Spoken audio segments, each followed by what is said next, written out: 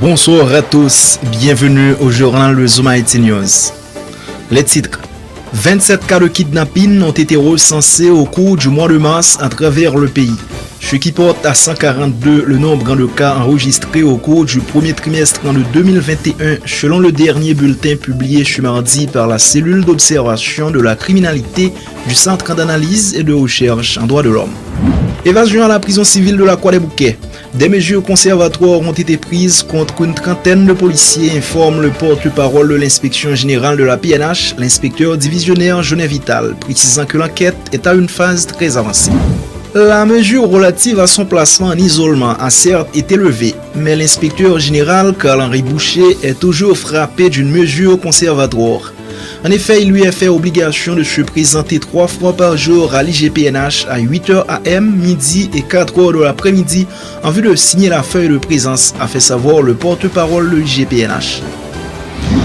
Certains articles de l'avant-projet de la nouvelle constitution font bondir des internautes. C'est le cas des articles 139 et 167 qui protègent le président de la République, les ministres et secrétaires d'État contre toute poursuite judiciaire pour les actes liés à leurs fonctions et accomplis en qualité de président, ministre et secrétaire d'État, même après la fin de leurs fonctions. De telles dispositions ne feraient que renforcer l'impunité et la corruption, tout en affaiblissant davantage la démocratie, a réagi Maître Sonnet Saint-Louis, spécialiste en droit constitutionnel. Le conseiller de Jovenel Moïse, Guichard Doré, a réalisé ce mardi sur Facebook une émission spéciale sur le document.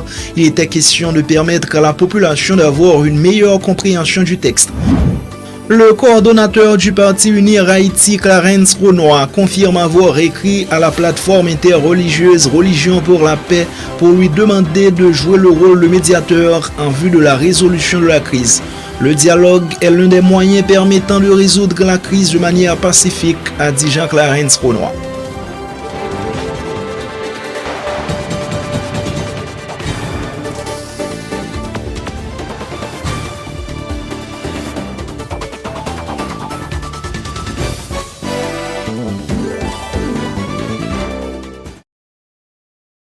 Bienvenue chers amis au développement du journal. La cellule d'observation de la criminalité du Centre d'analyse et de recherche en droits de l'homme fait état de 27 cas de kidnapping recensés au cours du mois de mars 2021 à travers le pays. Dans son bulletin mensuel publié ce mardi 6 avril, la cellule d'observation de la criminalité du Centre d'analyse et de recherche en droits de l'homme informe que la grande majorité de ces cas ont été signalés au niveau de la région métropolitaine de Port-au-Prince. Ces chiffres rapportent à 142 le nombre de cas recensés au cours du premier trimestre de l'année en cours, informe la cellule, rappelant que 65 avaient été signalés en janvier contre 50 en février. Parmi les personnes enlevées en janvier figuraient 5 ressortissants étrangers qui avaient été libérés contre rançon, précise le CARD. Le directeur exécutif de cette instance, Maître Gédéon Jean, dit noter une baisse des cas en mars par rapport au mois précédent. Il relate toutefois une hausse considérable au premier trimestre de cette année par rapport à la même période en 2020 au cours de laquelle 51 cas avaient été répertoriés. Suivez la précision du directeur exécutif du CARD, Maître Gédéon Jean. Cellule d'observation contre la criminalité du Centre d'analyse et de recherche en droits de l'homme, il présenté 3e bulletin pour le mois de mars. Il y a un bulletin qui boucle le premier trimestre 2021. Dans le bulletin, ça a identifié recensé sous tablé 27 cas de kidnapping contre 50 pour le mois de février, 65 pour le mois de janvier, ce qui est totalisé 142 cas de kidnapping pour le premier trimestre. Ça t'a expliqué que gagné une baisse, mais elle a comparé à premier trimestre 2021. Nous voyons que ça vraiment les hausses, puisque nous avons identifié 51 cas de kidnapping pour le premier trimestre 2020. Deuxième considération, dans le bulletin mois de mars, là, nous identifions au moins 5 filles qui kidnappées, donc là, des requis du système de viol. Et puis, il y a au moins 2 personnes qui kidnappées, après ça, ils ont assassiné. Notez que le bulletin, nous publions, au fur et à mesure du mécanisme, après renfort, c'est pas qu'arriver que le bulletin, est à la hausse. Dans le bulletin, mois de janvier, c'était 64 de kidnapping qui nous ont identifiés. À partir d'un nouveau mécanisme, nous venons identifier 5 ressortissants étrangers qui étaient kidnappés pour le mois de janvier, donc qui viennent augmenter à 65. Et puis, il y a plusieurs cas que nous traitons, il y a plusieurs rumeurs. Par exemple, bon, l'école dans la capitale là, il y a des informations qui tapent sur les réseaux sociaux, sur les médias en ligne, qui disent qu'il y a kidnappé 2 élèves, de le nom aller sur le terrain, contacter l'école là, pas de ça du tout. Donc, nous gagnons plusieurs cas qui tapent des rumeurs. Et puis, il y a d'autres cas qui pas abouti au moins 3 tentatives de kidnapping. Globalement, c'est ça pour le dernier bulletin. Le bulletin, ça c'est juste des chiffres qui avaient est-ce que le nombre là les diminuer ou bien les augmenter. Mais pour gagner de rapports thématiques à faire des analyses. Parce que c'est livre d'observation, hein, n'est pas là seulement pour dire mais combien de monde l'identifier qui est kidnappé. Non.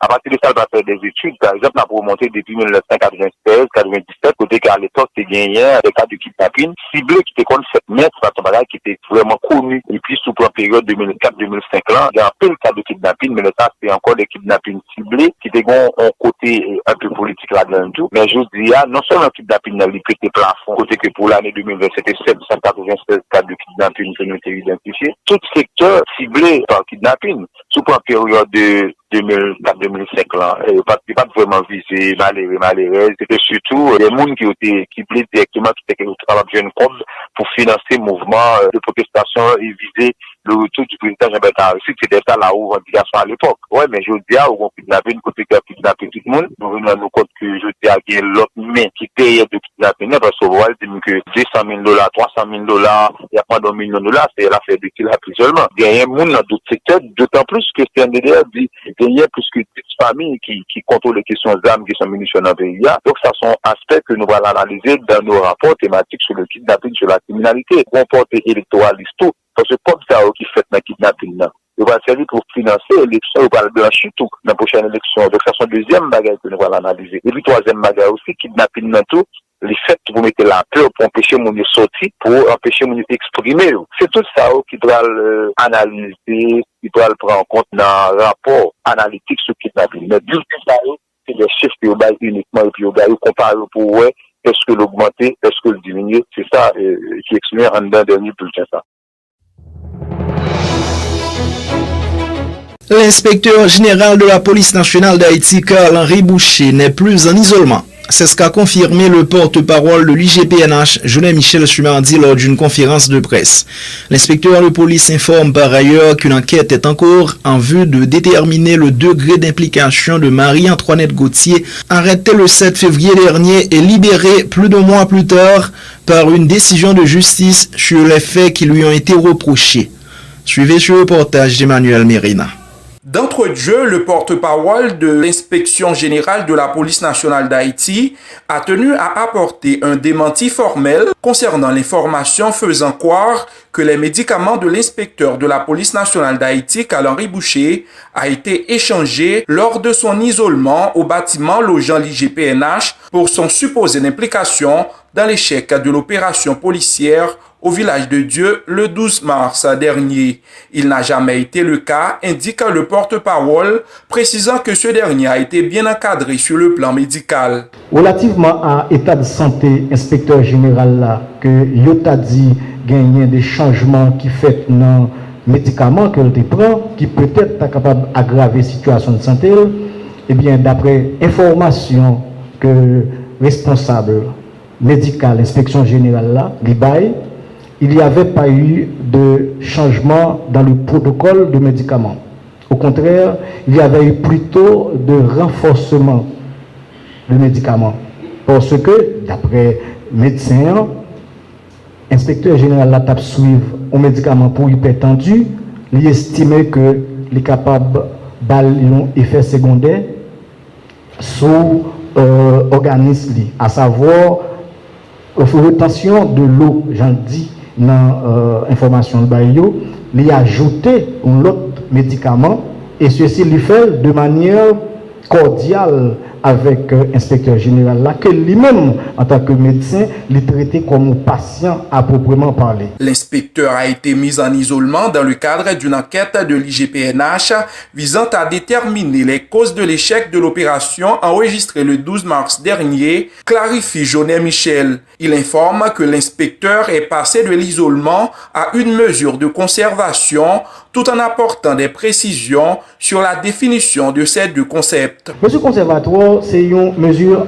administratives que liées en matière d'enquête administrative. L'enquêteur qui traite les dossiers juge l'opportunité de placer le ou la mise en cause en mesure conservatoire ou isolement, dépendamment de la situation. Est-ce que vous voyez? Mais ce n'est pas une sanction à proprement parler. C'est pour le besoin de l'enquête. On laisse venir le mise en cause ou la mise en cause à l'inspection générale quotidiennement parce qu'à n'importe quel moment de la durée, l'enquêteur a besoin auditionnel par rapport à de nouvelles pistes qu'il a explorées dans le cadre d'enquête. Il a pour lui présenter 8h du matin, 4h de l'après-midi. Évidemment, l'a signé à l'inspection générale parce que pendant mesure conservatoire, inspection générale, Kembe, âme de dotation, Mounza, et Badjlitou, puisque lui, pendant la période, ça, il déni de fonction. Est-ce que vous voyez? Mais il a touché tout comme lui, il n'est pas sous sanction. Et il a présenté 8h du matin pour le sien, à midi pour le sien, 4h avant de laisser l'inspection générale là, Pour ce qui est de l'inspectrice Marie-Antoinette Gauthier qui a été mise en prison sous prétexte qu'elle participait à un coup d'État contre le locataire du Palais national et libérée à la faveur d'une décision de justice plus de mois plus tard, le porte-parole informe que l'IGPNH mène actuellement une enquête en vue de déterminer la véracité des faits qui lui ont été reprochés. Étant donné que l'inspecteur général ça était placé en détention par la justice, à chaque fois qu'il y a un policier, quel que soit le grade lié, qui frappe par une mesure judiciaire, il y a une enquête administrative qui est ouverte. Et c'est le cas pour l'inspecteur général ça qui, malheureusement, après que les sorties, moi je dis malheureusement parce que les PACO représentés encore dans le bureau. Justement, mais enquête la comme était commencé ouvert, la continuer pour nous capables de prendre toutes mesures appropriées à la situation. Il faut souligner que ces déclarations sont survenues lors d'une conférence à bilan tenue à l'inspection générale de la police nationale d'Haïti, lequel bilan fait état de 145 dossiers d'enquête provenant de 16 rapports internes, 3 radiations, 3 classements, 3 suspensions et un dossier envoyé au tribunal selon Jonet Michel. Emmanuel Mirena depuis la capitale haïtienne Port-au-Prince, Zoom Haïti News. L'inspecteur Jonet Vital a par ailleurs fait savoir que l'inspection générale de la police nationale a traité en moyenne 40 dossiers et reçu 23 plaintes, 16 rapports internes de la PNH ainsi que 9 dossiers concernant des accusations liées à la violation des droits de l'homme au cours des mois de février et de mars dernier. S'agissant des actes d'enquête réalisés par l'IGPNH, le porte-parole a fait état de 62 convocations et invitations, 45 auditions, 4 confrontations, 9 enquêtes de voisinage, 3 médiations, 18 rétentions de chèques, 2 isolements et 2 désistements. L'IGPNH a également recommandé 3 suspensions et acheminé un dossier au tribunal de première instance. Les précisions du porte-parole de l'inspection générale de la PNH, Jonet Vital. Pour 2 mois, ça, disons février et mars, l'inspection générale recevoir 40 dossiers, 23 plaintes, 16 rapports internes de la PNH, gagné 1 plainte reçue au bureau régional du Grand Nord. Nous recevons ensemble de dossiers pour allégations relatives aux droits de l'homme, au nombre de 9. Et si nous regardons la représentation graphique là, eh bien, nous avons que c'est agression physique qui est plus haut là-dedans. Ensemble d'actes d'enquête que l'inspection générale a réalisé, il y aurait parti comme ça.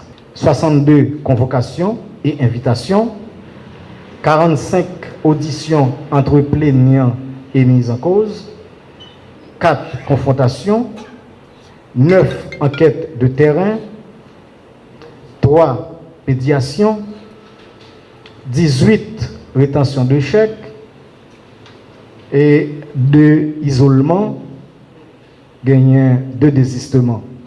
Ça fait un total de 145 dossiers, enquêtes que l'inspection générale réalisait. Rapport qui signé et expédié à la PNH, il est au nombre de 2. Ensemble de rapports, des dossiers, plaintes que l'inspection générale recevoir et acte d'enquête fait que gagner un ensemble de recommandations qui fait du même coup à la hiérarchie et ils répondent au nombre de 16. Et nous avons 3 suspensions, 2 avertissements, 3 classements, 7 avis aux plaignants, un dossier envoyé au tribunal de première instance. Comme je disais tantôt, ça donne un total de 16 dossiers que l'inspection générale traité et signé. Le coordonnateur du parti Union, Jean-Clarence Rounois, se réjouit du fait que la plateforme interreligieuse Religion pour la paix ait accepté la demande de son parti pour jouer le rôle de médiateur entre les protagonistes pour tenter de dénouer la crise. Après les revendications exprimées à travers les rues par différentes couches de la société civile, il revient aux politiciens de se joindre à la table des négociations pour trouver une entente susceptible de sortir le pays de l'impasse, selon Jean-Clarence Rounois. En ce qui concerne les formations politiques qui rejettent déjà cette initiative, refusant de dialoguer avec le président contesté Jovenel Moïse, Clarence Rounois ne pense pas que ces derniers aient fait le bon choix, rappelant que M. Moïse est toujours au Palais national et de fait, il est encore un acteur clé de la crise. Écoutez Jean-Clarence Rounois.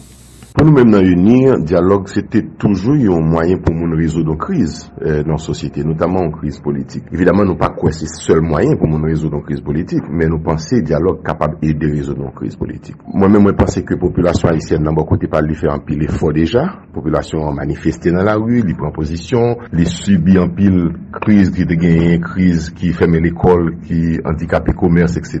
Ça, c'est l'effort que la société civile a fait pour lui chercher, prononcer, exprimer le sous crise politique là. Moi pense que parti politique yo politiciens ont un effort par yo pour faire eux même lorsque y a inventorié différentes solutions qui capable permettre de résoudre une crise politique. Pour nous même dans unir et nous capable parler tout dans non bloc démocratique là, nous pensons que dialogue là capable aider résoudre une crise de manière pacifique car nous voyons que manifestation yo aussi déterminées que tu capable dans différentes formes que vous prenez au cours de ces 3-4 dernières années, yo pas arrivé à résoudre crise politique là. Donc pourquoi pas si nous essayons un dialogue qui fait avec tout le monde et surtout dans l'intérêt pays. Maintenant, Religion pour la paix haïtien qui suivent un appel que Religion pour la paix internationale a lancé pour un dialogue, eh bien, dans ce sens-là, nous-mêmes, nous pensons que c'est l'île en droite ligne pour le faire, le dialogue là, puisque gagner volonté, gagner désir là, il était proposé comme médiateur. M'a dit que Uni était déjà lui-même dans la démarche de dialogue ça, t'es écrit conférence épiscopale d'Haïti pour nous demander, mais pour qui ça n'a pas essayé de proposer peut-être comme médiateur, tant que d'ailleurs il était fait long lettre, nous t'es pensé que ça t'a marché ou pas marché. Donc, nous faisons une deuxième démarche, bon côté Religion pour la paix ensemble avec l'autre parti politique. Nous réjouissons de ce que nous avons certains partis politiques qui étaient dit, on va jamais parler, entrer dans l'initiative de dialogue là. Nous pensons que les capables de porter des solutions. Et de toutes les manières, qui ça l'a montré? L'a montré bonne foi, monde qui veut le dialogue là, par rapport à ça qui parle le dialogue. Et par rapport à président de la République là, ni même, s'il parle le dialogue, faut tout le monde capable de voir ça. Maintenant, il y a des gens qui posent des questions, pour qui ça nous oblige de dialoguer avec un président qui de facto au pouvoir, qui mandat fini. Effectivement, sous garder 134 points de Constitution 87, la mandat président Jovenel fini, mais l'OFIN dit que mandat fini, qui ça, depuis 7 février, jeudi à la non 7 avril, et ça passe, il est toujours dans le palais national, il est toujours à diriger, il est toujours gagné, mais de manière illégale, sous les inconstitutionnels, sur tout ça qui a passé dans le pays. Donc à partir de ce moment, nous-mêmes nous dit, faut que nous parlions avec lui pour nous dire ça en face, pour nous dire le mandat fini, pour nous dire le pays a crasé, pour nous dire que le pays a pas dirigé, pour nous dire que l'État a tombé dans sa plus simple expression, l'État n'a pas autorité, il n'a pas de moralité. Nous pensons que oui, nous sommes capables de dialoguer avec lui, nous sommes capables de parler avec lui, parce que solution qu'on a cherché, c'est pas une solution pour sauver le président Jovenel Moïse, c'est une solution pour sauver Haïti dans la crise qu'il y a là. Dialoguer pas veut dire que nous allons chita partager pouvoir avec aucun monde qui est illégal là. Non, nous pas dans ce sens ça nous-mêmes. Nous avons dialogué parce que nous pensons fort qu'il y a une solution qui joue dans une crise. Il y a une solution qui joue. L'avant-projet de constitution, tel que proposé par le comité consultatif indépendant, ne fera que renforcer l'impunité et la corruption tout en affaiblissant la démocratie, de l'avis du spécialiste en droit constitutionnel Maître Sonnet Saint-Louis. L'homme de loi cite particulièrement les articles 167 et 139 du document qui exemptent le président et les membres du gouvernement de toute poursuite pour les actes liés à leurs fonctions et accomplis en qualité de leur statut de président, ministre et secrétaire d'État, même après avoir quitté le fonds. Même après avoir quitté leurs fonctions. Écoutez les explications de Maître Sonnet Saint-Louis au micro de Diego Charles. En analysant l'article 139, il y a deux considérations à faire. Article ça lui renforcer le pouvoir du président de la République, en même temps lui déresponsabiliser. Ça veut dire c'est deux phénomènes contradictoires qui passaient en deux articles 139 là. Mais il faut s'interroger sur le pourquoi de cet article. Rappelons bien, Diego, dans la Constitution de 1987, Guillaume Moun a dit que voilà son président de la République qui sortit dans l'élection et voilà la réalité du pouvoir est concentrée entre les mains du Premier ministre. Et dans le nouveau projet de Constitution, ça, il faut bailler président plus pouvoir. Mais il faut dire que c'est une mauvaise appréciation de la Constitution de 1987, ce qui fait quoi que le président n'a pas de pouvoir pour la formation du gouvernement. Mais c'est le président de la République, avec le Premier ministre là, qui choisit les membres du gouvernement. Le président, c'est lui, après qu'il choisit les ambassadeurs, après la ratification du Sénat et les consuls généraux. C'est le président de la République encore qui nomme les directeurs généraux des ministères. C'est le président de la République qui nomme tout directeur service déconcentré autonome. C'est le président de la République qui nomme les délégués départementaux et les vice-délégués des arrondissements. Donc, le président de la République élu sous l'égide de la Constitution de 1987, c'est un personnage puissant. Fort de ça, à qui ça nous doit attendre nous dans un cas côté que texte a entériné avec l'article ça Jean-Lia. C'est un article qui renforçait l'impunité et son article qui renforçait la corruption en deux pays. Parce que avant projet ça, le président gouverne directement. Et c'est lui qui est le chef de l'administration publique, c'est-à-dire il ordonne les dépenses, il fait les dépenses, mais il n'a aucune redevance, c'est-à-dire pas une reddition de comptes. Or, il y a une chose qui caractérise la démocratie moderne aujourd'hui, la bonne gouvernance, il y a des redditions de comptes. Donc vous allez avoir un président qui n'est responsable que devant lui-même. L'autre bonne nouvelle dans l'article 167 là lui-même, dans sa pour avec ministre et secrétaire d'État, il bénéficie de presque même privilège ça tout. Absolument. C'est-à-dire Constitution ça vient établir un régime d'impunité. Et là n'a fait analyse là, ça veut dire pour un système de régression, c'est-à-dire régression qui fait là, pour un glissement qui fait vers la corruption et vers l'impunité, il faut faire en référence à la Constitution de 1987 qui est actuellement en vigueur. Dans l'article 156 de la Constitution qui est en vigueur, là, il dit que le gouvernement est responsable devant le Parlement. Donc, regardez pour dans l'article qu'on vient de citer là, c'est comme si le Parlement laissait jouer le rôle de contrôle. Donc, la question de contrôle a été éliminée. C'est-à-dire non seulement le Parlement n'a pas joué le rôle de contrôle et encore, mais le rôle de contrôle attribué aussi à la Cour supérieure des comptes et du contentieux administratif a été déjà anéanti par Jovenel Moïse dans un décret où il réduit totalement les compétences de la Cour des comptes donc en matière de contrôle. En d'autres termes, c'est une constitution qui viendra non seulement consacrer l'arbitraire du chef de l'État et l'ensemble du gouvernement, mais aussi c'est une constitution qui a permettre que nous enfoncer de plus en plus dans la corruption qui sont gâchis de potentialités. Le conseiller du président Jovenel Moïse, Guichard Doré, a réalisé ce mardi sur Facebook une émission spéciale sur le document. Il était question de permettre à la population d'avoir une meilleure compréhension du texte. Écoutez les explications de Guichard Doré. Le comité consultatif indépendant mis en place par le décret du 28 octobre proposé dans le travail l'IA pour répondre à trois grandes préoccupations. Première préoccupation, normalement ça a été demandé dans le décret, c'est consolider et renforcer le socle des droits fondamentaux. Ah, c'est fondamental ça. Moi toujours dit, un pays, ça je reprends ça des révolutionnaires français, un pays côté constitution ni droit de l'homme pas présent et pouvoir pas séparé, pas une constitution. Eh bien justement, donc je crois que la constitution c'est la rencontre de l'État et de la nation. Faudrait-il que les libertés et autorités font qu'à concilier. Donc c'est dans ce sens ça, CCI, dans le premier travail l'IA, pas meilleur qu'on ça le fait, il proposait pour renforcer les droits fondamentaux et consolider. Pour un pile bagage que nous avons déjà, qui fait partie de notre patrimoine politique, du patrimoine universel, et pour renforcer. Donc la mobilisation optimale de toutes les ressources humaines. Ah oui, ça c'est fondamental. Donc on est que si on a un problème que un pays aujourd'hui a gagné là, après 10 personnes sur chaque discipline ou chercher ou quoi rejoindre pour pas joindre les performances. Donc un pays qui pas qu'à développer pour pas gagner un cohésion d'hommes compétents, des éléments d'élite, pas dire des éléments intermédiaires, non mais des éléments d'élite qui capable arriver dans côté pour orienter le pays dans une trajectoire historique prometteuse pour tous les gens qui vivent là-dedans. Donc, CCI m'a dit que dans ce sens, la mobilisation de toutes les ressources humaines, financières et économiques pour impulser le développement national. Ah oui, ça c'est fondamental. Et mobiliser les ressources humaines. Donc, on est en pile, on a un rapport Banque mondiale depuis quelques années qui fait état que puisque 80% l'intelligence haïtienne est à l'étranger. Donc, son pays qui a financé le développement des pays riches. Autrement dit, tous les investissements qu'on a fait au cours de ces 50 dernières années en matière d'éducation, de l'enseignement supérieur, donc c'est financé dans les pays riches. Donc, c'est pourquoi que CCI dans le rapport-là, il rend compte qu'il faut mobiliser toutes les ressources humaines, toutes les ressources financières et ressources économiques du pays pour le développement national. Un pays ne peut pas se développer s'il n'y a pas de ressources humaines. Donc, pour faire ça, CCI, notre travail, il est obligé de redéfinir les règles sur la nationalité. Parce que nous connaissons un pile monde dans la diaspora, pour une raison ou pour une autre, qui a d'autres nationalités, pour texte sont là pour raison ou pour une autre depuis 1986, nous avons été écartés en pile là-dedans dans les affaires du pays. CCI pensait que nous besoin, le pays, pour se développer, pas seulement besoin des politiciens, on en a besoin,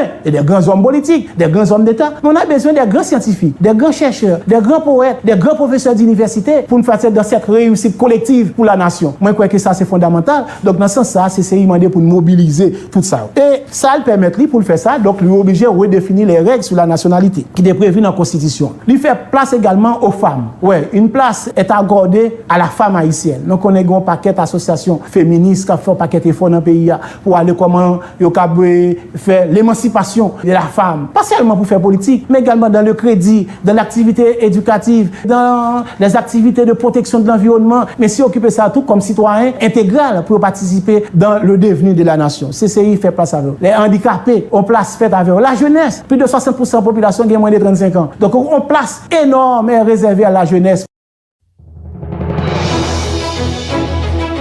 Les pluies qui s'abattent sur le département du Nord-Ouest en ces derniers jours ont causé la mort d'une personne dans la 7e section de Rivière, près de Montrouge, dans la commune de Jean-Rambel. Plus de 59 maisons et des dépôts de provisions alimentaires sont inondés au centre-ville.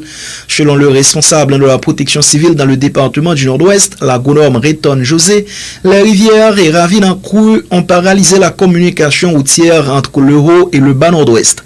Au niveau agricole, le fleuve des Trois-Rivières a ravagé les plantations des paysans au niveau des communes de Bassin-Bleu, Chansolme et Port-de-Paix. Compte tenu des conditions météorologiques qui sont toujours préoccupantes, l'agronome Réton José appelle les populations des zones à risque à la vigilance. Suivez ces précisions. Le département nord-ouest a jusqu'au ils sont là. Donc ça fait près de plus passer 72 heures. Donc c'est pour l'appli continue, c'est on l'appli méthode qui diversifiée presque sur tout le territoire. Et où on est territoire qui est déjà fragile, donc ça vient faire en quelque sorte gagner des situations qui regrettables à rencontrer et partout dans la commune. Normalement, nous enregistrons des cas d'inondation, c'est inondation qui lie avec de l'eau ruissellement. Le ruissellement, c'est de l'eau qui va t'apprendre dans la ravine, dans la rivière. C'est le cas par exemple pour Jean-Rabel, donc la ville Jean-Rabel depuis vendredi soir ouvert dans samedi dimanche donc il connaît une grave inondation. Nous rencontré un cateau, un mort, un monsieur qui mourit, c'est dans zone 7e section dans rivière nous les rivières Sable pour aller sur Montrouge. Semble son monde qui a traversé de l'eau en l'air, le jeune corps monsieur en bas dans rivière. Famille prend lui au centre-ville Jean-Rabel là c'est là nous rencontré presque plus caille qui inondé et dans caille ça il y a aussi boutique, il y a aussi petit magasin côté mon était entreposé articles alimentaires ou encore l'autre produit première nécessité pour y vendre et c'est une l'eau qui paraît bride sous cou et qui pas dans zone habituellement qui était qu'on inondé donc ça a engendré des pertes dans le niveau centre-ville Jean-Rabel côté nous enregistré environ 149 cailles qui impactaient déjà qui inondé et bien l'autre caille encore et a essayé de garder comment être capable de faire des cantations pour nous dans qui état caille ça est affecté et pour ce secteur agricole là lui-même donc fleuve Trois-Rivières effectivement en crue c'est ça qu'on va venir dans limite Chansolme Bassin-Bleu Port-de-Paix donc pour moi qui plante banane un peu sous berge rivière ou a besoin gagner une banane ça qui qui impacté, il y a un jardin banane qui affecté. Pas vraiment une route qui coupée. On connaît que une route en terre, c'est des routes en terre battue, nous gagnons. Et c'est pas route côté qui rocailleux, c'est zone côté qui gagne une terre qui vraiment friable. Donc, pour nous qui t'es pas des là pour arriver Jean Abel, 40 km ça, faut qu'on gagne pour y être, faut qu'on gagne une bonne machine dans mon. Même motocyclette, yo pas marché. 10 routes pour de paix Jean Abel, c'est route qui mène vers Mol Saint-Nicolas, c'est route qui mène vers Bombardopolis, et c'est route qui mène tout vers Bédouin, qui c'est l'autre commune. Donc, route ça, il y a vraiment d'accès difficile. Tronçon Marouge, Jean-Abel là, donc, c'est encore cette même situation. Et il y a des côtés tout de l'eau, ils ont accumulé, ils ont fait la boue, par exemple, sur des zones d'un gros bassin, ou bien on pointe tant que l'on va rentrer cabaret, là aussi des zones qui sont extrêmement difficiles. Et si c'est difficile comme ça, pour axe principal yo, m'pas besoin de pour route pour mener Guinodé, pour route pour entrer dans la Coma, route pour entrer en dedans tant que des sections communales tant que Marotière, tant que Bouchan, donc route ça est vraiment difficile d'accès. Nous avons une première entrevue avec collègues travaux publics yo, donc qui était planifié une intervention mais c'est pas effective en raison de temps pas vraiment à la paix. Moun qui était dans une zone qui connaît un glissement de terrain parce que la pluie a tombé depuis avant à n'importe qui l'heure ou capable de gagner n'importe big tech capable de déplacer et surtout dans une zone côté moun yo habité yo ça capable de provoquer danger nous demander moun yo capable être vigilant.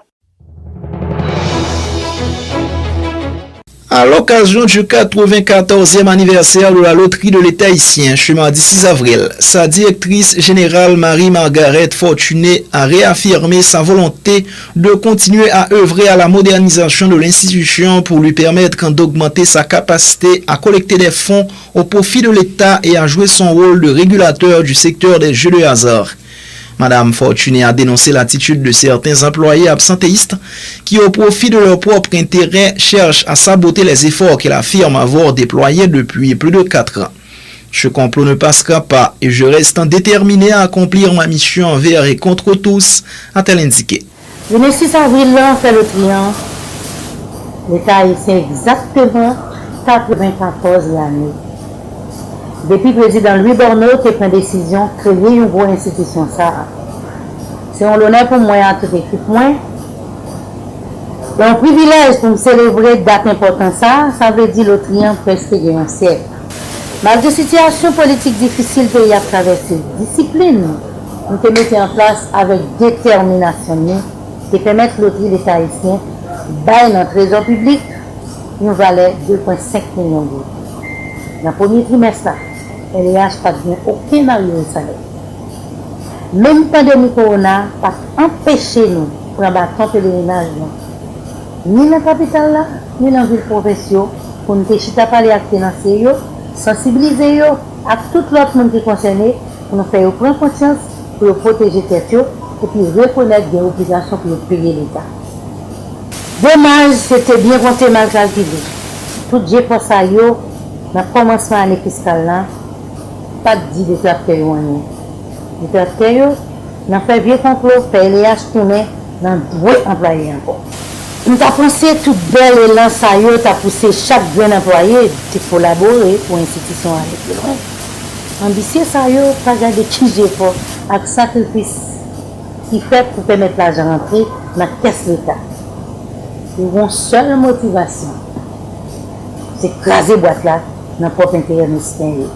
Ils utilisent tout moyen, ils sont capables de rejoindre un résultat, de mettre du pain dans notre triomphe, de essayer ça le moins, dans toute qualité vieux bagaille, de craser le système internet, le triomphe, de ouvrir un faux compte Facebook sous nom pour faire des déclarations contre le président, contre le gouvernement, nous écrit Facebook pour craser contre ça. Mais là, j'aime tout le monde qui a regardé, qui a connaît, son monde qui a fait thé, qui a fait café, qui a nettoyé le bureau. Je dis, Madame Evelyne, il touche 88 000 euros. Moi, je prends, moi, je 17 000 euros. Et ça, puis là, Madame Nankoué. Ça veut dire, les gens qui a regardé, qui a compris, la môme de clé. Fini pour nous dire, l'autre, il n'y a pas de l'argent, le ministère des Finances, mais c'est Grèche Pochon, qui a pris de Pochon. Et donc, on a demandé une dernière fois, tout employé pour consommer et venir travailler. Sinon, on a obligé de trancher. Dans le même temps, les syndicalistes de la loterie de l'État haïtien demandent aux autorités de procéder à un contrôle de l'argent qui entre dans l'institution. Le coordonnateur AI du syndicat de la loterie de l'État haïtien, Jean-Hervé Eliscar, a pris le contre-pied des déclarations de la directrice générale Marie-Margaret Fortuné, l'accusant d'utiliser l'argent de l'institution pour faire son travail personnel. 94 années, au carrément qui est là, t'as supposé une institution qui a 94 ans, t'as supposé une institution qui grand monde. Qui grand monde. Mais nous carrément qui est là, c'est 9 plus 4 qui va 13 ans. Par rapport à mauvaise gestion qui gagne dedans. OK? Moi souhaite que l'État au plus haut niveau, au niveau du ministère des Finances, de la primature, de la présidence, pour que vous preniez responsabilité, pour que vous permettez que le bureau bien administré, qui permettre que on dit l'autre il a 95 ans, il a 100 ans. Oui, c'est une institution qui est grand monde, qui est responsable peut-être lui, qui est capable. Parce que l'autre grand monde, il y a des responsabilités pour capable. Je dis qu'il a 94 ans et puis il doit employer 3 mois. Nous ne sommes pas là au salaire de 115 000 à 10 000 gouttes. Je ne parle pas de 4 millions de gouttes. Je ne parle pas de comme notre comme ici. Je ne parle pas de JCL qui a fait. Je ne parle pas de ensemble de pariage en ligne. C'est-à-dire que ici il y a une capacité pour ramasser l'argent, pour remettre le ministère des Finances, pour que l'argent soit redistribué pour le développement. Fait à quoi bon que un jeune garçon qui lève un héritage comme ça pour une bataille contre lui. C'est des jeunes. Bon, ok, nous avons créé une institution pour une belle devenir.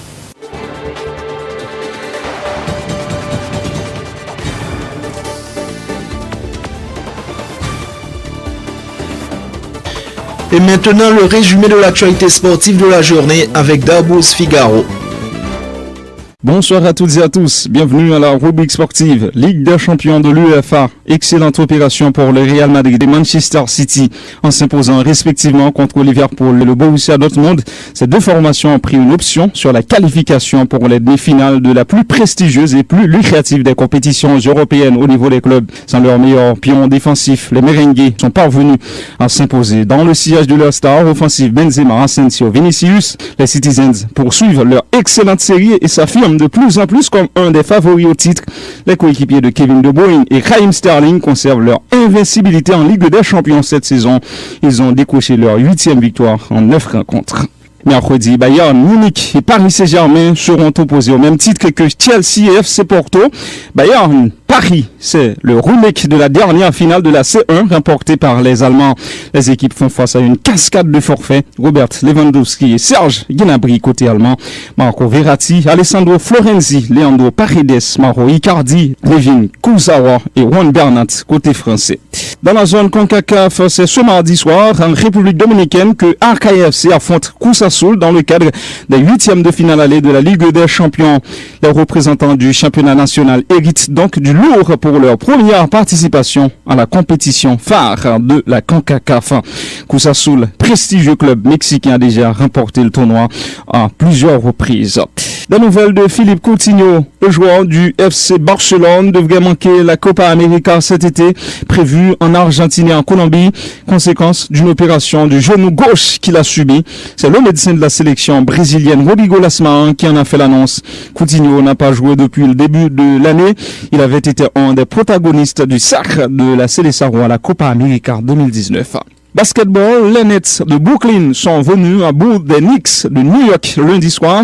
Une victoire à l'arraché 114-112, obtenue grâce au passage à 40 points et 7 passes décisives de Kyrie Irving. James Harden n'a passé que 4 minutes sur les parquets, contraint de sortir en étant touché aux ischios. Les Mavericks de Dallas ont fait tomber la meilleure équipe de la ligue, Utah Jazz, 111-103. Luka Doncic a cumulé 31 points, 9 rebonds et 8 passes. Menés de 19 points, les Raptors se sont imposés contre les Wizards 103-101 malgré un nouveau triple-double de Russell Westbrook, 23 points, 14 rebonds et 11 passes décisives. Phoenix a signé une 6e victoire de suite en battant Houston 133-100 grâce à son trio Devin Booker 36 points, DeAndre Ayton 27 points et Chris Paul 19 points et 11 passes décisives. Dans les autres matchs, victoire de Cleveland contre San Antonio 125-101, de Minnesota sur Sacramento 116-106 et de Detroit sur Oklahoma City 132-108. Fin de la rubrique sportive. Merci de l'avoir suivi.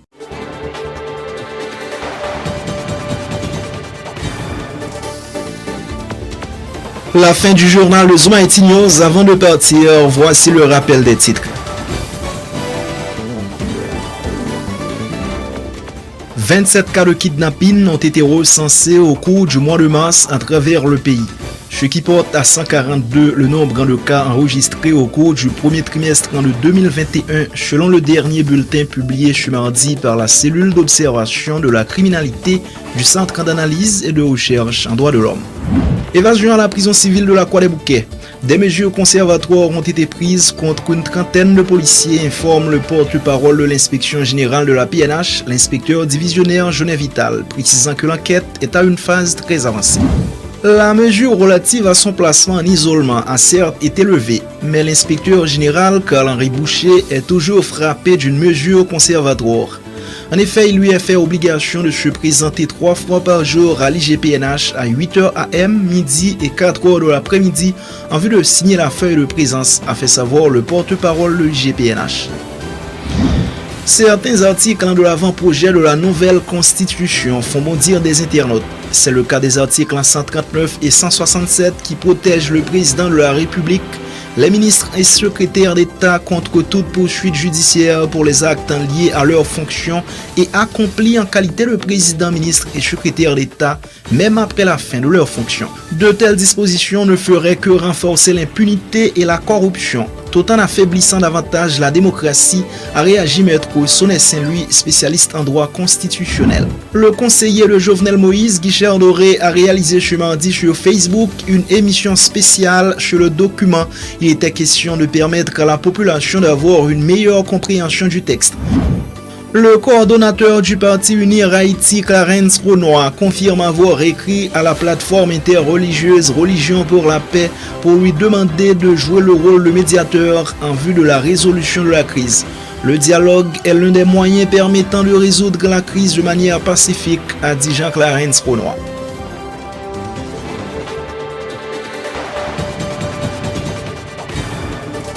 Merci à vous, chers internautes, chers téléspectateurs, d'avoir suivi le journal de Zoom IT News. Rendez-vous dans notre plus prochain numéro. Au revoir.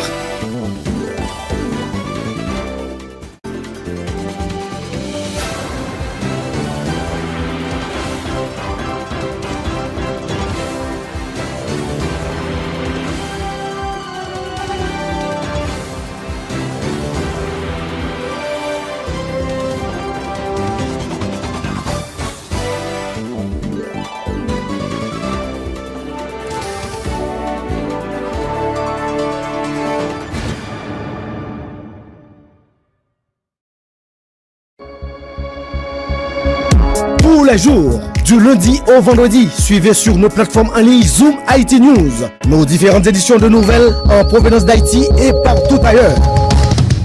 Pas besoin d'attendre des heures pour être informé. Zoom IT est là et vous présente l'information en temps réel. À votre disposition, des professionnels. Rejoignez-nous sur Facebook, YouTube, Twitter, Instagram. Informez-vous sur notre site internet www.zoomitnews.com. Les infos sont disponibles en 104 langues. Partout où il y a des Haïtiens, nous sommes là. Zoom IT News. L'humain avant tout.